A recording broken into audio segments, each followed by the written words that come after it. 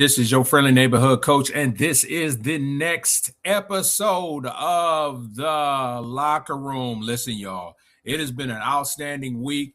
I am here. We're going to talk a whole lot about the Browns.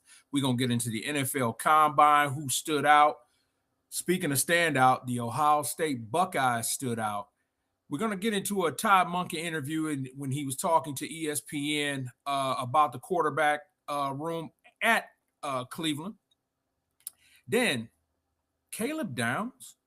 Is Caleb Downs in play with the number 6 pick for the Cleveland Browns? Let's talk about it. Could the Browns trade down? That's a possibility. There's a lot been talking about that. And then the local rumor is that the Browns are interested in former Buckeye receiver and current Arizona Cardinal receiver Marvin Harrison Jr. Very intriguing, very intriguing. Then we're going to get into the Cavs. Cavs had a knockdown, drag out versus the Pistons. I got a little twist on it. I've been in my text messages. A lot of people feeling some type of way about how the game went down last night. To me, I think that the Pistons were sent a message, but we're going to talk about it a little bit. James Harden was injured. I don't know what is going on in Cleveland, where they go to Cleveland and they get hurt. But James Harden is injured. We're going to talk a little bit about that. Will Max Strus ever play this year? We'll dwell into that. Is Dennis Schroeder the checkmate on the chess piece for Kenny Atkinson? Does winning the East matter? I'm going to tell you why it actually doesn't. And then Jalen Tyson, the X Factor. Then for my coach's rant, we're going to get into the NBA teams that are tanking. And what do I believe and what do I think about these organizations just obviously tanking? That, and I'll have so much more. So let's get ready for the Locker Room. Listen, the Locker Room is sponsored by Road Dog Health and Wellness. As y'all know, I am a licensed personal trainer. And what I do is I want to help people know that they can be better today than they were yesterday and look forward to tomorrow. It's a brand new year. I know we're a couple months into it, but it's still new. So if you want to change your health and wellness outlook, please go to roaddoghealth.com. That's roaddoghealth.com. I can put together health plans for you, meal plans for you. I also do juicing. Healthy juicing for you. There's a lot of things that I do. I'm a jack of all trades, master of none, but I'm still better than a master of one. So if you want to change your health and wellness outlook, please go to roaddoghealth.com. That is roaddoghealth.com. I'll be waiting on you. All right, let's get this thing going. The NFL Combine has taken place in Indianapolis, and there has been some standouts there in Indy. Notably, Ohio State Buckeyes, namely Sonny Styles, Arvell Reese, have stood out. Sonny Styles ran a 4.340, I'm sorry, at 210 or 220 pounds. Then Arvell Reese at 240 runs a 4.440. Then Sonny Styles' brother ran a 4.240. Now, today is going to be, and I'm looking at my notes here, guys. Yesterday, with tight ends, DBs, quarterbacks, wide receivers, and running backs. Now, the Browns did meet with Carnell Tate. They met with Jordan Tyson. And they had great interviews with both receivers. Okay. Now, which one is in play? To me, I think it's Carnell Tate. I think Carnell Tate is the safest pick. Don't get me wrong. I love Jordan Tyson. Jordan Tyson is a stud, but I'd love to see Carnell Tate be wide receiver 1 in Cleveland. Then you could take Jerry Jeudy, move him in the slot. Or have him as wide receiver 2, and then you can take Isaiah Bond and put him in the slot. With Harold Fannin Jr., I think that's a great mix of receivers right there. Okay. But there has been rumor that the Browns could be interested in Caleb Downs with the number 6 pick. Now, to be perfectly honest with you, I don't see the Browns, or let me rephrase this. I see the Browns, if they had to take Caleb Downs, it would be simply because both linemen that they're looking at, Mauiluga from Miami, and Spencer Fano from Utah, if those two are gone, if Tyson is gone, if Carnell Tate is gone, and Caleb Downs is the best athlete on the board. Now, I've been listening this week to various talking heads, and they're talking about that the Browns would be crazy to take Caleb Downs at number 6. I say contraire, mon frère, simply because Caleb Downs has the potential of being a generational football player. I'm talking an Ed Reed kind of football player. You're talking out of that mold of Troy Polamalu type of safety. If Caleb Downs is on the board, would you entertain it? I would. I would entertain it. Now you're saying, Coach, they don't need any more help on the defensive side of the football. You heard what I said.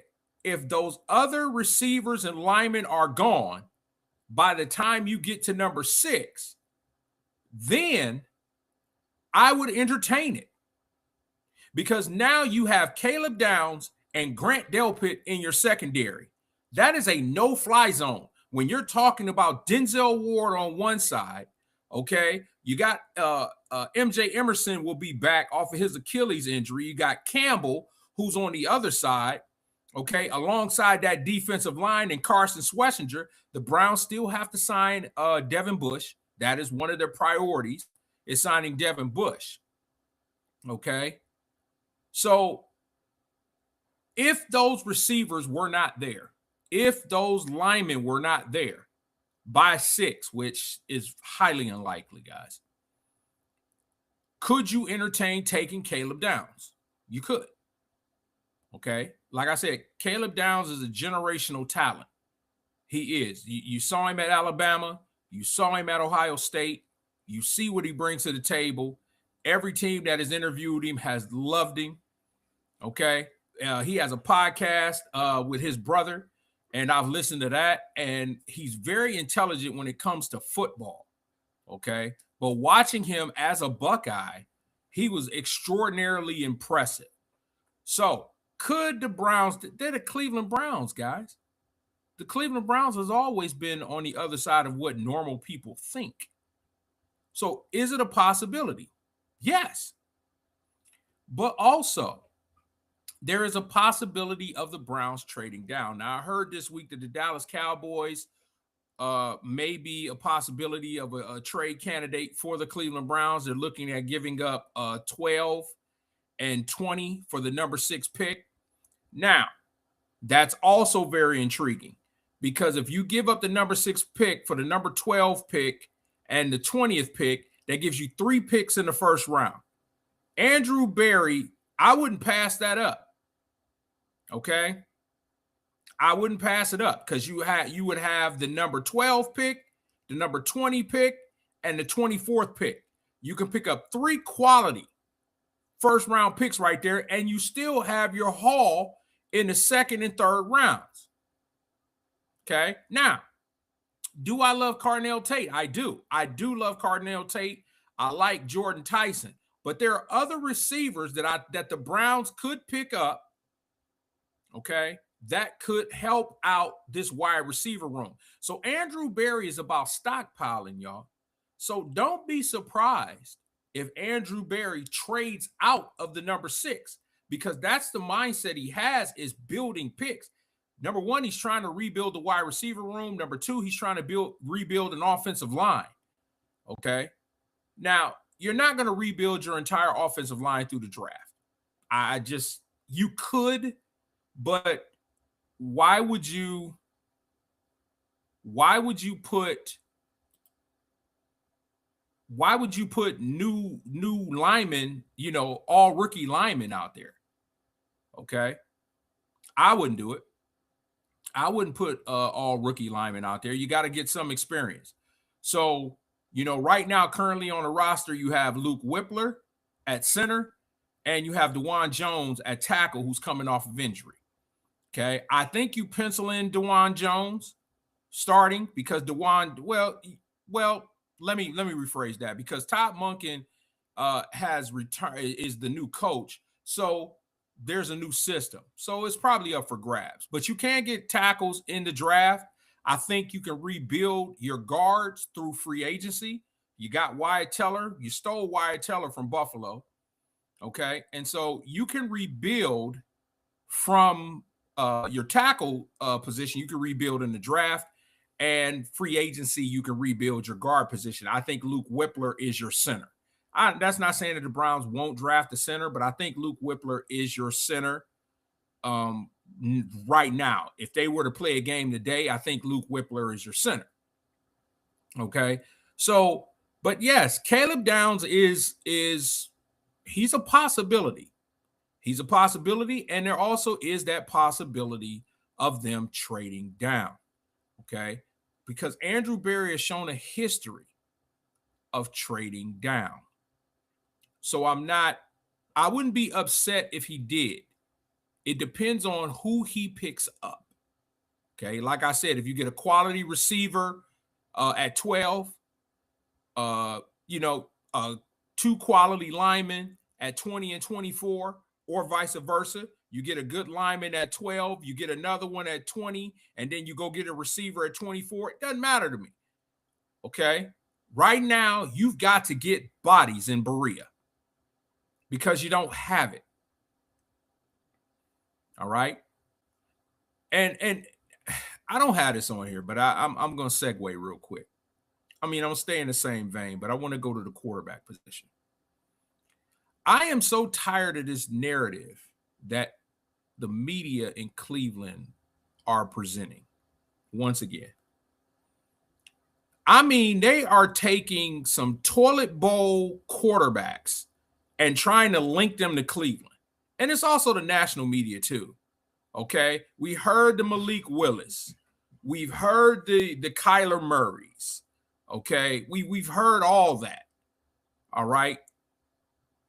They're bringing up guys that's probably been retired for 10 years. Hey, how about asking Phillip Rivers to come to Cleveland? Come on, guys. Let's stop. Let's stop with the tomfoolery. Let's stop with the chicanery. Let's stop with y'all narrative-based reporting, okay? Because you guys don't want to see either Shedeur Sanders or Deshaun Watson behind center, okay? We know what you guys are doing, and the fans are not dumb. They understand what some of you writers out here are doing, and you guys need to stop it. You're lost. You lost. You tried to run Deshaun out of Cleveland. It didn't work. You tried to run Shedeur out of Cleveland. It did not work. So now you're trying, let's sign Malik Willis. First of all, I know the Cleveland Browns can be a dysfunctional organization, but they're not that dysfunctional where they're going to keep Deshaun Watson, who's owed probably about $60 to $80 million this year, and then sign Malik Willis to a $30 million contract. Would you people please use common sense? Would you folks please stop talking stupid? And I understand a lot of y'all in the media like clicks. So y'all put this stuff out so that you can get clicks. But if you're going to get clicks, make sure your clicks are intelligent. Make sure your takes are intelligent. Make sure there's something that's a base to what you're talking about. Instead of you just saying something that you deem to be controversial and then waiting for folks to respond. Because see, me, when I come through, when coach comes through and sees these idiotic takes, that's what I call them. Idiotic takes from idiotic people who are trying to push an agenda. Stop it. Shedeur Sanders is your QB1. He will battle Deshaun Watson. As much as y'all don't want Deshaun Watson in Cleveland, you better get used to it, because he's going to be here for at least another year. and then you have Dillon Gabriel. Whereas if the Browns don't trade him, he'll be in camp. Okay. What I think is going to happen is Dillon Gabriel will not be in Cleveland. If I'm Dillon Gabriel, I'm looking for my outright release or I'm looking to be traded because there's not going to be an opportunity for him to be a starting quarterback in Cleveland. So the most likely place is where? Atlanta, y'all. If Kevin Stefanski really loved Dillon Gabriel, the fact that he drafted him with a 3rd round pick, then it'd be real easy to give up a 4th round pick just to get it. So all this other narrative-based reporting that I'm seeing on the quarterback position in Cleveland is ridiculous. And then you had Todd Monken, who went to Radio Row there at the Combine, and he talked about Shedeur and Dillon and Deshaun with Tony Rizzo and the Really Big Show. So let's put this stuff to bed, shall we? Can we do that? Let's do that right now. Here's Todd Monken. One of the reasons you were okay coming here, and you had a good opportunity in New York. I know you wanted to be head coach, but you know the 3 guys you have right now. Have you dug in, looked at them yet, or no? We're still in that process. I've dug in and looked at them. Okay, and what did you see? As I said up there, I think you start with Shedeur. First of all, he's a little bit more mobile than I thought. He gets himself out of trouble more than I would have thought. Extended plays. He's got a real feel in the pocket for when it starts to collapse. Sure, could we improve his drop? Yeah. Could we improve early decision making, getting the ball out of his hands? Of course we can. Yeah. But there is some playmaking ability there. You've seen it. You've seen and I don't know where his development started. Yeah. Was it when he first got here? Yeah. Was when he he started playing or practicing? pretty much. Well, then what you're saying is you have then a half year. Yes. You don't even have a full year. Yes. Okay, well, you can see some things there that you'd like to work with. Yeah. Deshaun Watson at one time, Yep. an elite player. 2 years ago at our place in 2023, maybe his best game over the last 2 years, won the game and played hurt and won the game over there.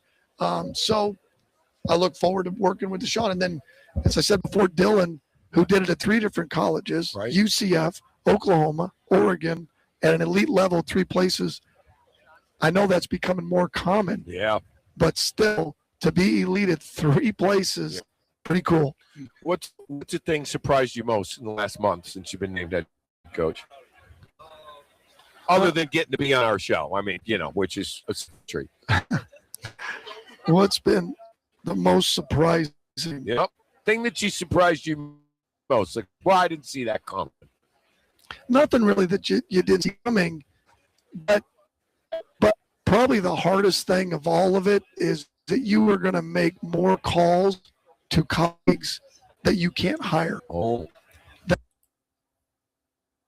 That is Todd Monken, y'all. Okay.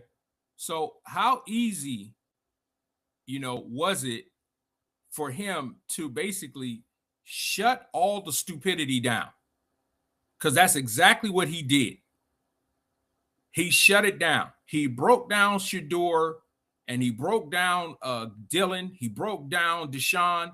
But even in a press conference that he did during the Combine, he said that Shedeur Sanders was elite. So I'm going to share this with y'all if y'all don't understand what the term elite means. Elite means he can make all the throws necessary. Elite means that he has the ability to process very quickly. Elite means that he has the leadership ability to grab on and gravitate to his teammates, and his teammates gravitate to him. He's elite. You never heard Kevin Stefanski say that Shedeur Sanders was elite. But you hear Todd Monken saying that he is elite. He talked about Deshaun Watson and what Deshaun Watson did to the Ravens his last time playing them. And yes, he was hurt and he still beat them.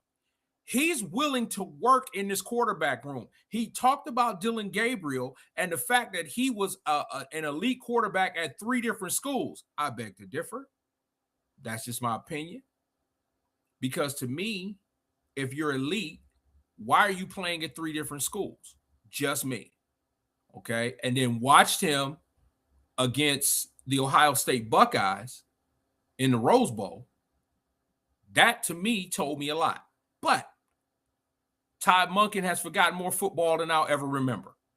So,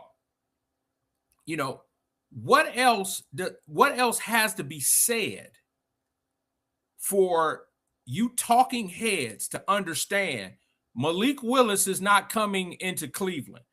Kyler Murray is not coming into Cleveland. All these quarterbacks that y'all are naming are not coming to Cleveland. So stop it. Find something else to talk about. Okay? Now, does that mean that Shedeur is going to be the second coming of Josh Allen or Patrick Mahomes? I'm not saying that. All I'm saying is give the young man an opportunity to either pass or fail. We've had a ton of quarterbacks in Cleveland for many, many years. One more year is not going to hurt you guys. Okay? Now, just to appease the fan base, I can see Drew Aller out of Penn State be drafted in probably the 5th, 6th round. He'll be a back on the roster. I look at Drew Aller. Drew Aller's 6'6". He has a cannon of an arm. He's a developmental quarterback. He is your insurance policy. Unless you want to go into 2027 with the 3 guys you got. I don't think Dillon Gabriel will be in the Browns camp long. I just don't. Because I don't see an avenue where he would be even considered. It's unfortunate, but I just don't. Okay. Marvin Harrison Jr., I heard that the Browns have been kicking the tires on. Now, of course, everybody knows I was born and bred in Cleveland, Harvard Ave kid, but I do live out here in Arizona. I've been out here now 20 years. And so I do understand a little bit about the Cardinals. So I can talk on this a little bit. Not a Cardinals fan. I don't go to Cardinals games. I'm not with all that. But I follow my Buckeyes. So the Arizona Cardinals kind of want to start over. They're done with Kyler Murray, and I don't blame him. Kyler Murray, from all reports, has been a diva ever since he showed up here in Phoenix. And he plays like one.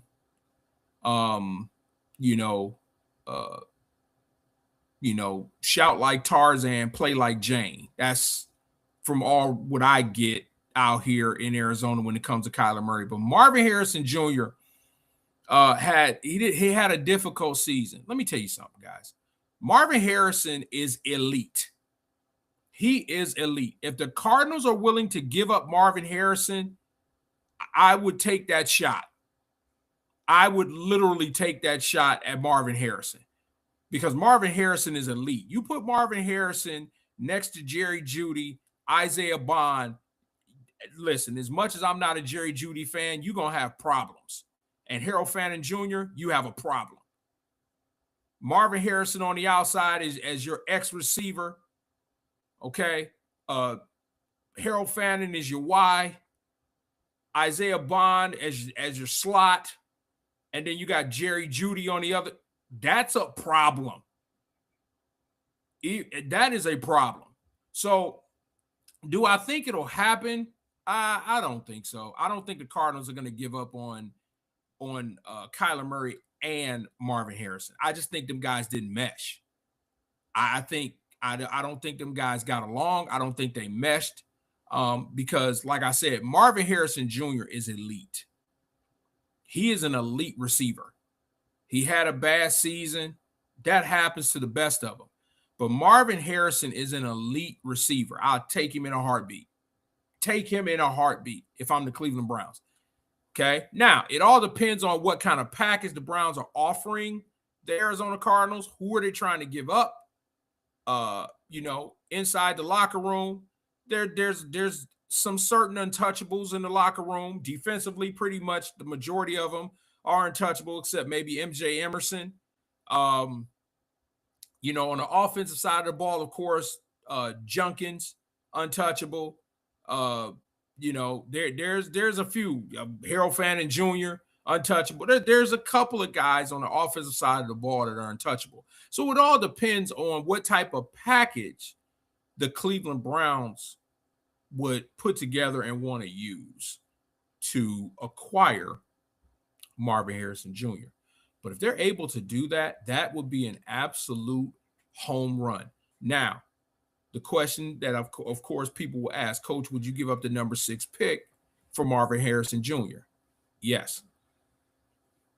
Not even thinking twice about it. Not even batting an eye. I give up a first-round pick for him. I would. Maybe not. Maybe let me rethink that. Maybe not number 6, but if I'm holding 24, or if I'm trading with Dallas, I get 12, 20, and 24, then absolutely. I'm giving up one of those first-round picks.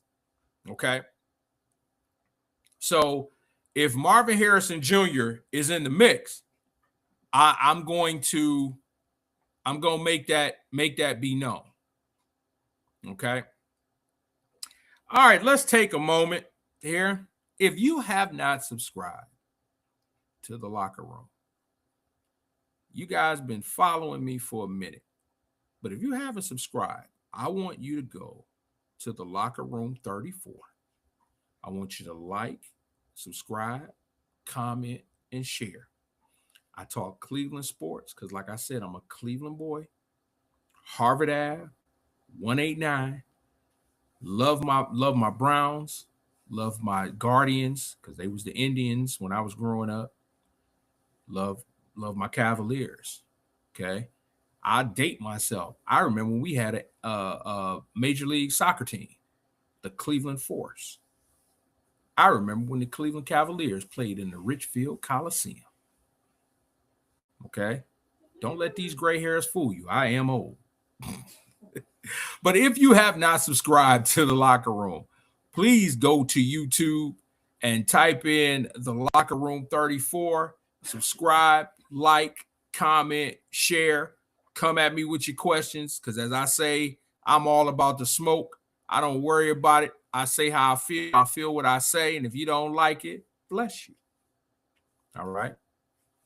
But do that. And then when you're done with that, because I'm also a very, very, very proud member of 3 The Hard Way Sports Podcast, you can also go to YouTube. You type in 3 The Hard Way Sports Talk. You get my man L Train, Lionel Jones, and the captain, Terrence Alston. And what we do, once again, we talk Cleveland sports, and we have a good time doing it. So if you have not subscribed to the Locker Room, and if you have not subscribed to 3 The Hard Way, when this program is done, I want you guys to go and get your subscriptions in. All right. All right. All right. Let's talk a little Cleveland Cavaliers, shall we? So last night, the Cavs went up against the Detroit Pistons. And I had people blowing me up. My phone was just flashing over here. My nephew, Kenny, was trying to call me. And Kenny, I'm doing a show, dude.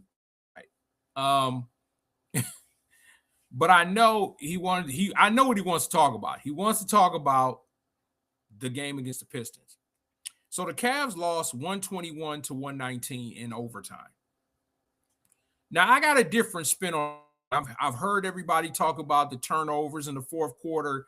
Jalen Tyson's foul that caused the Pistons to be able to get three free throws and then go into overtime. But me being a basketball guy, I'm gonna break this thing down, and I'm gonna let it be known that not only did the Cavaliers send a message, they sent a message very loudly last night. Now, should they have won the game? Yeah, they should have won the game. All right, they should have won the game in regulation. They pretty much dominated the Detroit Pistons. Okay. Cavs were down, of course. Donovan Mitchell, James Harden, which we'll talk about in a moment. Keon Ellis was down. Dean Wade was down. Okay, so the majority. So you're looking at, you had Evan Mobley, Jared Allen, Dennis Schroeder, Tyson, Craig Porter, okay, coming in. Naquan Tomlin, a lot of the reserves were coming in. And when I say that the Cavaliers sent a message, I saw last night where I am absolutely, positively, without a shadow of a doubt, I am not afraid of the Detroit Pistons at all. JB Bickerstaff was crying half the night, whining to the officials half the night. That was the worst officiated game I have ever seen in my 53 years of existence on this planet. It was terrible. It was Jared Allen fouled out and had a clean block on Duren. Clean. Everybody in their mama saw. Stevie Wonder saw that block was clean. Okay? Jalen Tyson, while everybody is trying to vilify Jalen Tyson, the strategy was already set. Jalen was trying to foul because, and most of the time, the officials know the situation. So yes, they're trying to foul so that way time can come off the clock. There was no way, and you can call me a homer if you want, but I'm a basketball guy. There was no way that you call a shooting foul on that type of take foul. Most officials are not going to call that. But understand, people, it was an ESPN game. They wanted it exciting. And I'm not saying that the NBA is fixed. If that's what you're insinuating, which some of you probably will. But there's no way. Now, to the Cavs' discredit, there were 21 offensive rebounds that the Pistons got. Cade Cunningham fouled out. He had 25 points. Cade Cunningham, man, the brother can ball. I'm not going to even take it away from him. He can hoop. And so, but Jared Allen, 20 points. Evan Mobley, 20 points. Sam Merrill, 20 points. Craig Porter Jr. had 11 assists. The Cavs sent a message. And the message is, we're not afraid of you. They even matched Detroit's physicality, which to me at times got too physical. Jalen Tyson got punched in the mouth, but I love the way he handled it. He got into Cade Cunningham's chest. And that's what I love about Jalen Tyson. Jalen Tyson is not afraid of the moment. He's not. He's not afraid of the moment. But they played the Pistons tooth and nail. But the Cavaliers sent a message. No, there is no moral victories. Kenny Atkinson said it at his press conference. However, there are mental victories. And that was a mental victory. Because you imagine James Harden, Donovan Mitchell, Dean Wade, who's not a big-time scorer, but he is a defender, Keon Ellis, who was an absolutely defensive lockdown. I was impressed with what I saw from the Cavaliers most of the night. Okay. Now, my only thing is, and please, I know I've been very critical of Evan Mobley. I know Evan Mobley last night hit 4 threes, but in that situation at the end of the game in overtime, I do not want Evan Mobley shooting a 3-point shot. I am running that play. I'm running a couple down screens or up screens for Sam Merrill and Jalen Tyson. I'm not running any. I don't even know why Evan Mobley was even on the floor. I wouldn't have had him on the floor at all. Evan Mobley is not a 3-point shooter, even though he hit 4. I know people are going to try to come at me. Coach, he hit 4 3-pointers. Yes, the sunshine on a dog's behind sometimes. Anybody can hit the lotto if they play the right number. Okay? I'm sure if I close my eyes and shoot a three-pointer out of 4, I'll probably make 1 with my eyes closed. Maybe. And there's no disrespect to Evan Mobley. He had a good game yesterday. But he's not the one that I want to take that shot to win the game or tie the game. He's not that guy. Okay? Now, is that an Evan Mobley thing? No, that's a Kenny Atkinson thing. That's where Kenny's got to take the rings. And sometimes I think Kenny Atkinson acquiesced to his players, which is cool at times because he's got all-stars over the place, but you're the head coach. So there are times where you got to stop. You got to design things, okay, because you know you got a lot of reserves out there. In all actuality, Craig Porter Jr. should have shot that shot. Craig Porter crumbled in the moment. And I'm sure he's going to see the film and he's going to know. Craig Porter should have shot that shot. Okay, if I remember the play correctly. Okay. But the Cavs sent a message. The Cavs are a force to be reckoned with in the Eastern Conference. They are. And the Pistons know it. And the Pistons are petrified. Because they had just beat Oklahoma City. Okay, handily. Without Williams and without SGA. Let's make that clear. But they beat Oklahoma City, which the same Oklahoma City team beat the Cavaliers. So I get that. But the fact that the Cavs basically dominated them for the majority of the game, they saw it in Detroit. I am not afraid of a 7-game series against the Detroit Pistons. Not at all. Because if you take Duren out, if you take Cade Cunningham out, they got nothing. I understand that Karis LeVert is over there. Shout out to Karis LeVert. Love Karis LeVert. Always will love Karis LeVert. Okay? But I don't see Karis LeVert beating the Cavaliers in a 7-game series. I just don't see it, y'all. It's not in my vision. Okay? So, no, I'm not afraid of the Detroit Pistons. Not at all. Not one. I will not lose a wink of sleep if we get the Detroit Pistons in a 7-game series. I am not. Okay? I wasn't afraid of Detroit when Cleveland had Darius Garland because Darius Garland used to torch them. Darius Garland used to torch the Pistons. So now we have James Harden. I am not concerned about Detroit. All right, moving on. The injury bug has hit the Cavaliers. Of course, again, I just mentioned James Harden hurt the tip of his thumb. I know Donovan Mitchell was out for a groin injury. Okay. And I'm going to get into that when I'm going to talk about Kenny Atkinson in a moment. Keon Ellis, he got a cracked finger too. And Dean Wade was out. But James Harden cracked his the top of his thumb on his right hand, not his left hand. And so James Harden is probably the most durable player. He doesn't miss a lot of games. I know he missed the Detroit game. He's going to try to play through this injury.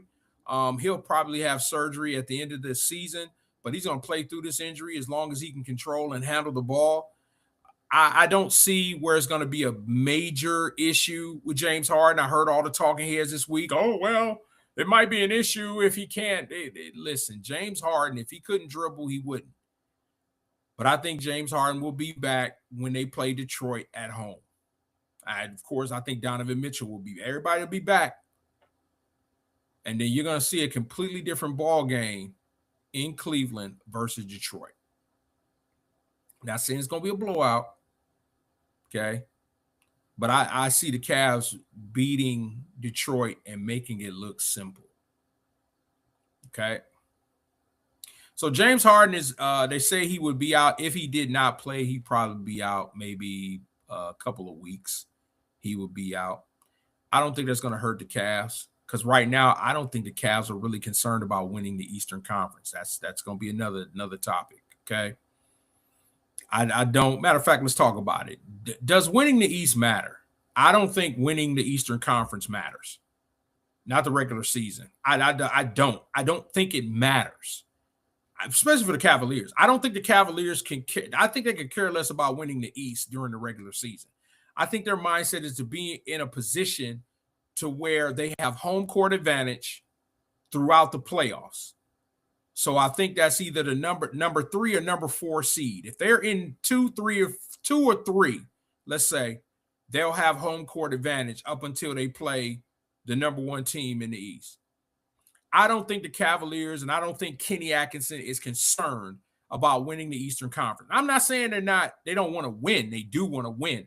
I just don't think he's really concerned about winning the Eastern Conference. I think he's concerned, and I'm saying the Eastern Conference, the regular season, being the Eastern Conference champions for the regular season. I don't think he cares about that. I think he cares more about the health of this team, keeping everyone healthy. I don't think Kenny Atkinson is really, or you guys have really seen what the Cavaliers will do. I think Kenny Atkinson has kept that in his back pocket. Because now, instead of a 6'1" Darius Garland, you have a 6'5" James Harden, along with Donovan Mitchell. You have Dean Wade, who's 6'10". You have Jared Allen, who's 6'10". You have Evan Mobley, who's 7 feet. You have a formidable front line, and you have 2 quality all-star guards up top. Now, are they the most stellar defenders? No. But when you have Jared Allen, when you have Evan Mobley defensively and Dean Wade, you don't worry about that. And James Harden is big enough where you're not going to post him up. You can go pick and roll with him and try to isolate him, but he realizes who he has in the, behind him. Okay. So I don't think winning the Eastern Conference is really on Kenny Atkinson's mind. I think Kenny just wants to, like I said, wants to make sure that his team is healthy, and he wants to make sure that they're on all cylinders. Okay. Which, talking about health again, I'm concerned when it comes to Max Strus. Now, Kenny Atkinson said Max Strus needs about 10 games to get himself together. I'm very concerned whether Max Strus is going to play at all. He's been hurt the entire season. And I know foot injuries are a mother father when it comes to trying to heal from them. But I'm really skeptical on Max Strus's return, and even more to that, how effective will Max Strus be when he returns? I'm a little bit concerned about that, y'all. Okay. But I do believe Kenny Atkinson just wants his team to go into the playoffs healthy. There is not one team in the East, and I talked about Detroit, but there's not one team in the East that frightens me when the Cavs are healthy and they're together. And the way that Jared Allen is playing right now, I'm definitely not afraid. I'm not afraid of the Pistons. I'm not afraid of the Celtics. And I'm going to say this. I'm not afraid of the Celtics even if Jason Tatum comes back.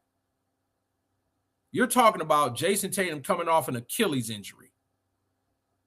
Now, Jaylen Brown is playing out of his mind. Pritchard is playing out of his mind. But we'll see, because the Cavaliers are going to end up playing the Celtics. And now you've taken something away from the Celtics because they used to isolate Darius Garland. Now, who you isolate? Can't isolate none of them. Now you got to play basketball. Okay? Now the Celtics have to play ball because there's no one to isolate. Even if Jason Tatum is back, who you isolating? Jason Tatum, he can post up James Harden, But James Harden is just, matter of fact, James Harden is bigger in terms of size. So who you matching up with? How you doing it? Okay. Because I believe, now Jaylen Brown, like I said, has been playing out of his mind, but Dean Wade can defend. So that doesn't bother me. So I'm not worried about the Celtics. I am not worried about the Toronto Raptors. I've always said that I think the Toronto Raptors are smoke and mirrors. They've always been smoke and mirrors. I think Scotty Barnes is terrible. I don't understand what this everyone's enamored with Scotty Barnes. I don't see it. Scotty Barnes doesn't take over games. Scotty Barnes is not that dude that you got to put on your bulletin board. Okay. Scotty Barnes to me is a jag. He's just another guy. Okay. Ingram, shout out to Brandon Ingram. I'm just glad that he's healthy because Brandon Ingram is Mr. Glass. That dude can step off a curb and he'll twist his ankle and be done for 6 weeks. So I'm not impressed with Toronto. Orlando, love Paolo Banchero. I think Paolo Banchero is a stud. I'm not impressed with anybody else. The Wagner boys are pretty good, but I'm not impressed with Orlando.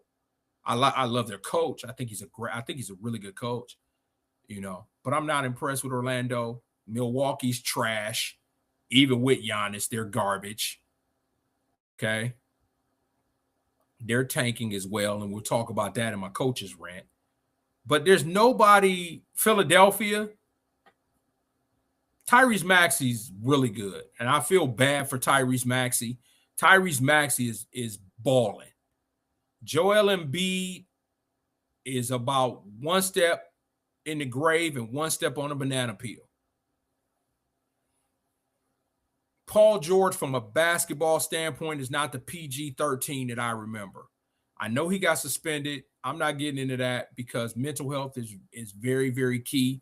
And if he was taking medications for his mental health, I'm not going to be mad at him. I'm not upset with that. And the league shouldn't either. And the league, if it was something that was dealing with his mental health, the league should have never suspended him. I will say that. But that's off the court type stuff. On the court, he has been a disappointment. Paul George has been a disappointment. So Tyrese Maxey is carrying the Philadelphia 76ers. So I don't see Philadelphia in the mix. The Eastern Conference is open, and the Eastern Conference is there for the Cavaliers to win it. Now, I'm not saying they can go and beat Oklahoma City. We've seen it. Okay. But I think the Cavs could do something in the playoffs. I could see the Cavaliers. I would love to see the Cavaliers and the Pistons in the Eastern Conference Finals. That would be an absolute war. Literally a war. Okay. So Kenny Atkinson and the Cavaliers organization, of course, they traded Darius Garland for James Harden. They acquired Dennis Schroeder and Keon Ellis, trading DeAndre Hunter.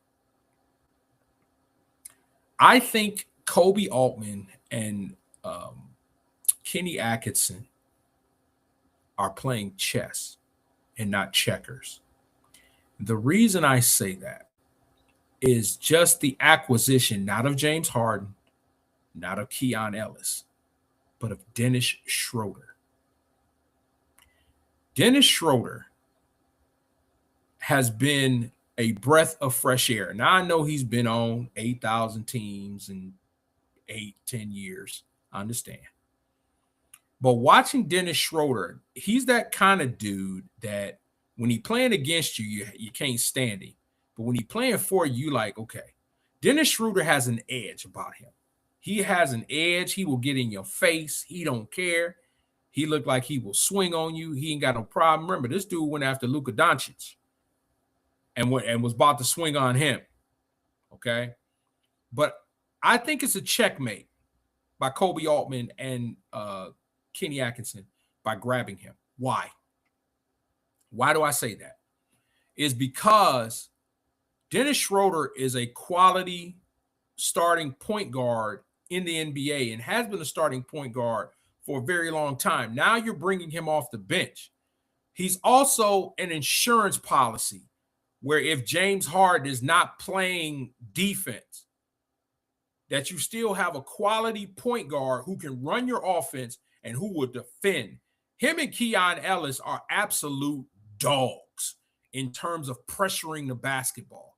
And when you put Naquan Tomlin out there, it is a group of pit bulls, okay? When you got Schroeder, Ellis, Tomlin, Tyson with Evan Mobley or Thomas Bryant. Thomas Bryant has been playing his butt off, but they are suffocating on defense.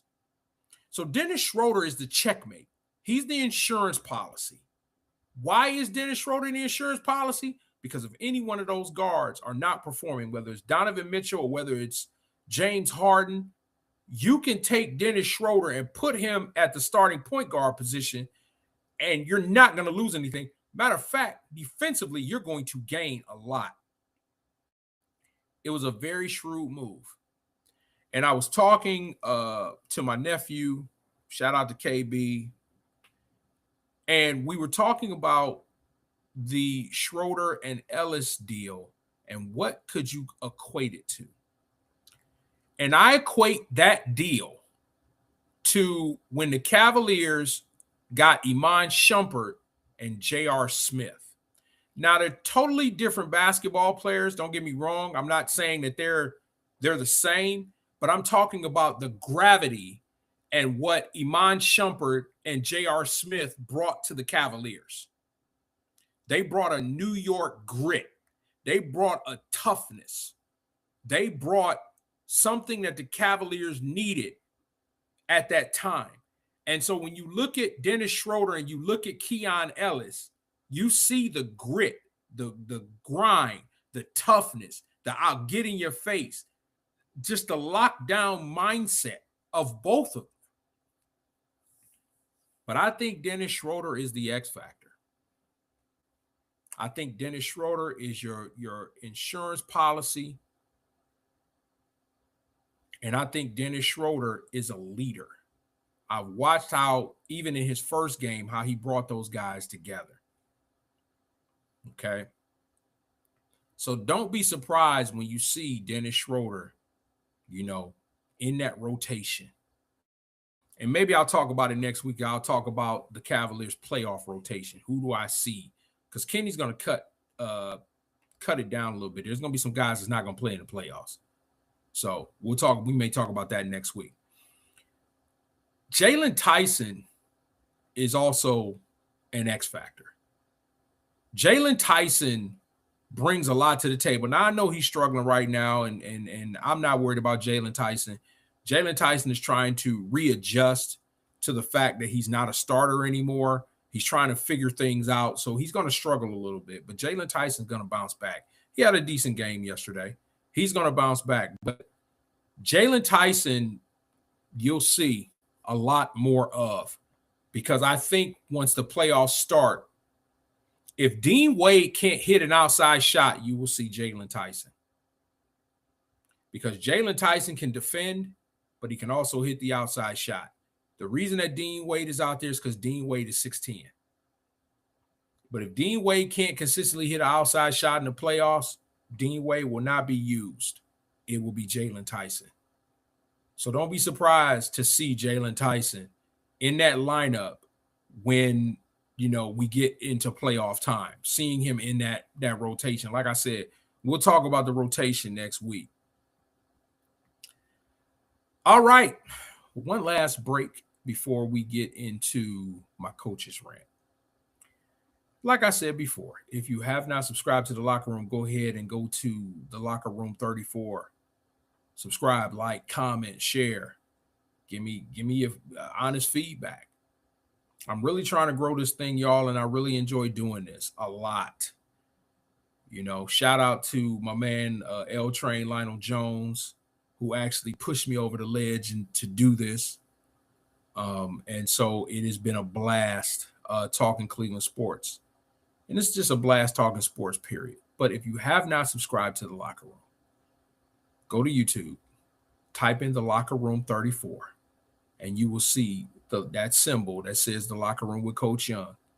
I have other content, other locker rooms that's on there. You can breeze through all of those and leave your comments on those and share. And please, I appreciate any feedback. I don't care if it's negative. It don't hurt my feelings. Okay, I'd have people come on and tell me I don't know nothing about sports, yada, yada, whoop-de-whoop. That don't bother me. Okay? Because I'll ask anybody who disagrees with me, did what I say was not accurate? Because I come with numbers. I'm going to be as accurate as possible. But I'm going to give my true opinion. If I think your favorite player is garbage, I'm going to say such and such is garbage. I don't have to back off on that. Okay? But anyway, if you have not subscribed to the Locker Room, please do that now. And then when you're done with that, go to 3 The Hard Way Sports Talk and subscribe to that. Like I said, my man L Train, Lionel Jones, and the captain. Shout out to the captain, Terrence Alston. You know, we do our thing, and we do it. You know, we show up on Monday, and we do our thing. And my mindset has always been and will always be, if you don't like what I'm saying, but you will listen. Okay. All right. My coach's rant. There are NBA teams that are tanking. Now, let's be perfectly honest. Tanking happens in all sports. But recently, the tanking has been so incredibly obvious that it has gone to a level of absurdity. So the Utah Jazz played in a game.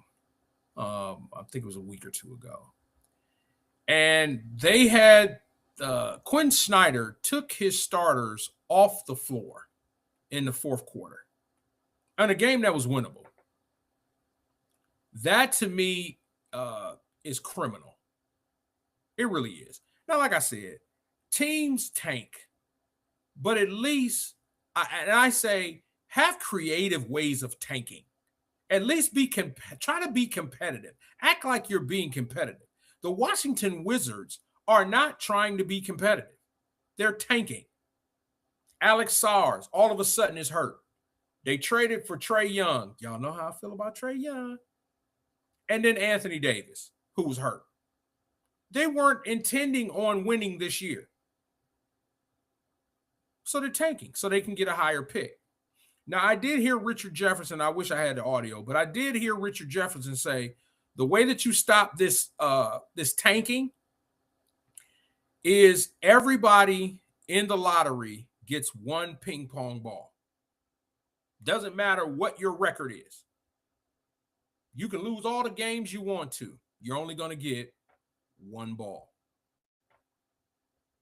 Now, that may not be the best solution, but it's a solution. And the NBA has got to stop this. It is ruining their product. Ruining it. Because you got guys that, you're putting on the bench. And I don't understand. It's like, get better. Develop the talent that you have in your camps. Draft better. There are diamonds in the rough all over the place. You don't necessarily have to go to the Blue Bloods and get you somebody of that ilk like the Boozer twins. But I understand. Okay. But we have to, tanking has got to, you can't stop it, but at least be more creative when you do it. Come on, Washington. Come on, Utah. Be a little bit more creative, losing games. And I'm not going to sit up here and be hypocritical. The year before we got LeBron James in Cleveland, we tanked. But at least we tried to be competitive. We had Ricky Davis. We had some players I think Coach Lucas was coaching that team. They tanked. But at least they were entertaining while they were tanking. I mean, Dallas is tanking, but Dallas is still entertaining. Who tanked the worst? The San Antonio Spurs. Let's talk about when David Robinson got hurt and they didn't bring him back. They went and got Tim Duncan. Championships. Okay? Wembanyama. They tanked the year before they got him. So it happens. But at least be competitive in trying to do it. But I like Richard Jefferson's suggestion, and the league needs to look into it. All right? And that's my coach's rant. That is my time, y'all. Listen, I thank y'all for hanging out with me. I thank y'all for joining the locker room. Listen, like I said, like, comment, subscribe, share. Okay? I'm not worried about any criticisms. Come and bring it, all right? I am here at 11 a.m. Mountain Standard Time every Saturday. And once again, I will be back next week, and we're going to talk a little bit more about Cleveland sports. Everybody be safe out there. Everybody enjoy the rest of their weekend. And as I always say, love on somebody. Tell somebody that you love them. Don't always assume that they know. I will see you guys when I see you.